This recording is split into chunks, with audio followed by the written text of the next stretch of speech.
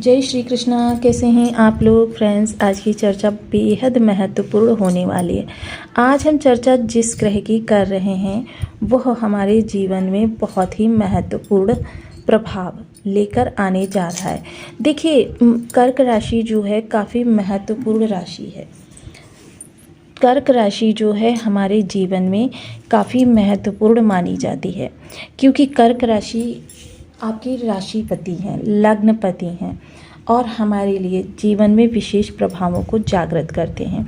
अब ये विशेष प्रभाव किस तरीके से जागृत होते हैं और हमारे लिए वर्तमान समय में क्या प्रभाव निकल कर आने वाले हैं, क्योंकि काफ़ी महत्वपूर्ण ये रहेगा हमारे लिए गोचर का सटीक निष्कर्ष। तो आज की चर्चा जो होने जा रही है ये मकर और चंद्रमा के संबंध की। अब जैसे कि हम देख रहे हैं चंद्रमा की राशि के जस्ट सामने मकर राशि होती है। अब मकर और चंद्रमा का संबंध देखिए, ये मकर राशि जो है शनिदेव की राशि है और शनिदेव वर्तमान समय में वक्र अवस्था में है। अब जैसा कि हम सभी लोग जानते हैं, ग्रह जब वक्र होता है तो उसकी शक्ति कई गुना बढ़ जाती है।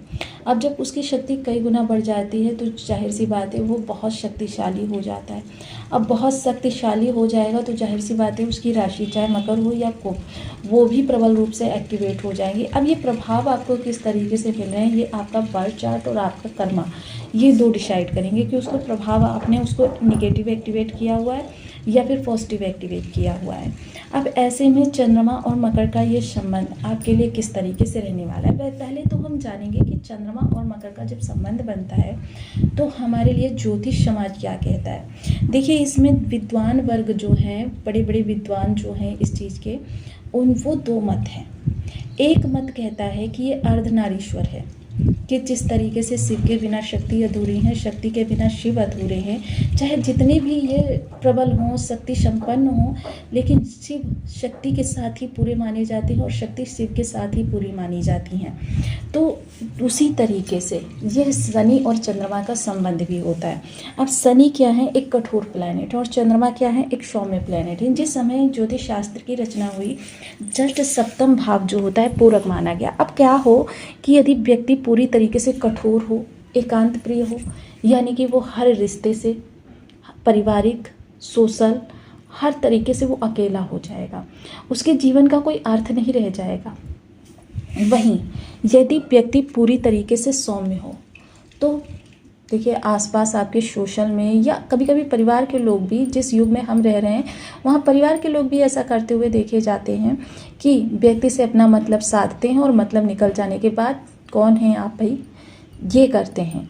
तो ये भी आपके लिए सही नहीं। तो देखिए, कठोरता का और सौम्यता का बैलेंस। देखिए, एक व्यक्ति के जीवन में सिर्फ धन ही धन है, शांति नहीं है, तो ऐसे व्यक्ति का भी जीवन पूर्ण नहीं कहा जा सकता। तो यह समय जो है वो काफ़ी महत्वपूर्ण। वहीं ज्योतिष शास्त्र के अनुसार मकर राशि आपके जिस भी स्थान पर पड़ती है वहाँ से संबंधित आपके जीवन में चैलेंज हर समय उपस्थित रहते हैं। चाहे परिवार से जुड़ा हुआ हो, चाहे स्वास्थ्य से जुड़ा हुआ, कैरियर से जुड़ा हुआ हो, धन से जुड़ा हुआ हो, स्थायित्व से जुड़ा हुआ हो, बच्चों से जुड़ा हुआ हो, या मतलब सोशल किसी भी प्रकार की आपको दिक्कत आ रही हो, आप उसमें उलझे हुए हों, आपको सदैव ही देखने में आता है कि उस भाव से संबंधित आपके जीवन में सदैव ही चैलेंजेस उपस्थित रहते हैं। लेकिन इस भाव को यदि चैलेंज या चुनौती का भाव कहा जाए तो गलत नहीं होगा। अब चंद्रमा और इसका संबंध किस तरीके से आपको इस समय पर प्रभाव करेगा, इस विषय पर हम चर्चा करेंगे। बने रहिए हमारे साथ इस वीडियो में, एंड तक आपको बहुत कुछ जानने के लिए मिलेगा। वीडियो बहुत ज्ञानवर्धक होने वाला है। यदि आपके लग्न में 4 नंबर बना हुआ है तो ये राशिफल आपके लिए, यदि कुंडली में कहीं भी चंद्रमा के साथ 4 नंबर बना हुआ है तो ये राशिफल आपके लिए। कुंडली ना होने की स्थिति में आप इसे नाम राशि से भी देख सकते हैं। यदि अभी तक आपने अपने इस चैनल को सब्सक्राइब नहीं किया है तो प्लीज़ सब्सक्राइब कर दीजिए, वीडियो को लाइक कर दीजिए, चैनल को शेयर कर दीजिए। इससे होगा क्या कि हमारे आने वाले हर वीडियो की नोटिफिकेशन मिल सकेगी आपको सबसे पहले। एक प्यारा सा कमेंट करना बिल्कुल ना भूलें। कमेंट से हमें बहुत मोटिवेशन मिलता है, हौसला मिलता है और ये पता चलता है कि आप और क्या जानना चाहते हैं। अब देखिए, वर्तमान समय में शनिदेव कहाँ बैठे हुए हैं, शनि बैठे हुए हैं लाभ भाव में। लाभ भाव में ही, जैसे मैंने पहले भी आपको बताया कि लाभ भाव में बैठा हुआ ग्रह 50% निगेटिविटी को त्याग देता है। अब मान लीजिए यहाँ पर आपके लिए 50% निगेटिव शनि हो रहे हैं तो इनको हम 25% मानकर आंकेंगे। तो जाहिर सी बात है इतना ही आपके इस भाव का प्रभाव भी रहने वाला है। अब जब चंद्रमा इस भाव में 28 जुलाई को आएंगे तो देखिए ये काफ़ी महत्वपूर्ण समय रहेगा, व्यापार से जुड़ी हुई, डेली इनकम से जुड़ी हुई या फिर दाम्पत्य जीवन से जुड़ी हुई आपके जीवन में जो भी समस्याएं। देखिए एक तो आपका यहाँ पर राजयोग भी एक्टिव होगा, क्यों विपरीत भाव में बैठकर चंद्रमा स्वयं के भाव को देखेंगे तो ये विपरीत राजयोग को भी एक्टिवेट करेगा। और वहीं दूसरी ओर देखिए आपको इन 3 चीज़ों से जुड़ी हुई जो भी समस्याएं इस दौरान देखने में आ रही हैं वो समस्याएं दूर होंगी। व्यक्तित्व में आपके इस समय पर काफ़ी ज़्यादा जिम्मेदारी का एहसास होता हुआ देखा जाएगा। मोस्टली ये समय वो समय होगा जब आपका मस्तिष्क पूर्ण रूप से एक्टिवेट होगा। इस समय मस्तिष्क थोड़ा सा एकांत में तो रहेगा, लेकिन इस समय मस्तिष्क में विचार, देखिए विचार इस समय नॉन स्टॉप चलेंगे। आप जितना भी विचारों को रोकने का प्रयास करेंगे, लेकिन विचार स्वयं ही किसी चीज़ को जोड़ लेंगे स्वयं से और अनर्गल चीज़ों पर सोच विचार करने लगेंगे। तो देखिए ये समय 2.25 दिन का वो रहेगा कि जिस समय पर आपका मस्तिष्क प्रबल रूप से इतना ज़्यादा एक्टिवेट होगा, क्योंकि लग्न पर भी इसका प्रभाव पड़ रहा है।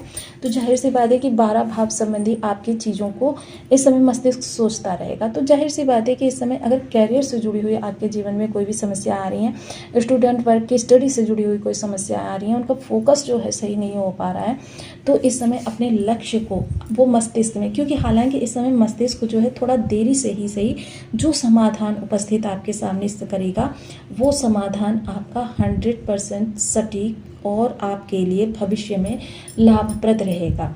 क्योंकि देखिए शनि क्या है, देखिए हर ग्रह के पास सप्तम दृष्टि है और शनि के पास 2 अतिरिक्त दृष्टियां हैं, तृतीय और दसम। दसम दृष्टि जो है सबसे दूर की दृष्टि है, यानी कि शनि के प्रभाव जो होते हैं सबसे दूर की सोच कर उसके आधार पर आपके लिए लाभ को निकाल कर लाते हैं।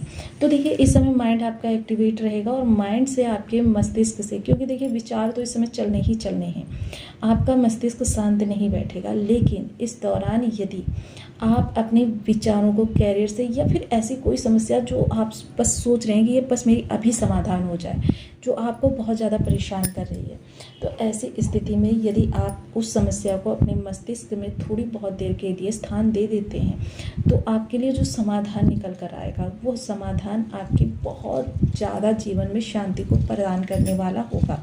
अब देखिए शनि की तो हम समय समय पर चर्चा करते ही रहते हैं, चंद्रमा से संबंधित उपाय की भी चर्चा कर लेते हैं। ओम सोम सोमाय नमः यह चंद्रमा का वह बीज मंत्र है जिसको जप कर हम अपने जीवन की तमाम निगेटिविटी, क्योंकि चंद्रमा सबसे महत्वपूर्ण ग्रह है, ये जिस भाव में जाता है उस भाव से संबंधित हमारे प्रभावों को एक्टिवेट कर देता है। अब ऐसा नहीं है चंद्रमा नहीं जाएगा तो ग्रह के प्रभाव हमको नहीं मिलेंगे, मान लीजिए मिलते हैं लेकिन बहुत कम मिलते हैं। लेकिन जिस समय पर चंद्रमा उस स्थान पर होता है पूरी तरीके से वो भाव हमारा एक्टिवेट होता है। तो ऐसी स्थिति में चंद्रमा से संबंधित उपाय हमको सदैव करते रहने चाहिए और भगवान भोलेनाथ जी का पूजन। देखिए श्रावण मास आ रहा है, नित्य प्रति भगवान भोलेनाथ जी को जल दें, अर्पण करें और यदि शिव सहस्त्र नाम का जप करते हुए शिव जी को जलाभिषेक किया जाए और जब आप तीसरे सोमवार को ये क्रिया कर रहे होंगे तभी से आप देखेंगे आपके लिए लाभ ही लाभ निकल कर आने लगे हैं। तो आपको वीडियो कैसी लगी मुझे कमेंट बॉक्स में ज़रूर बताएं। चैनल पर न्यू है तो प्लीज़ वीडियो को लाइक शेयर, चैनल को सब्सक्राइब करना बिल्कुल ना भूलें। मिलती हूँ नेक्स्ट वीडियो में, तब तक के लिए नमस्कार। अपना ध्यान रखें, स्वस्थ रहें, मस्त रहें।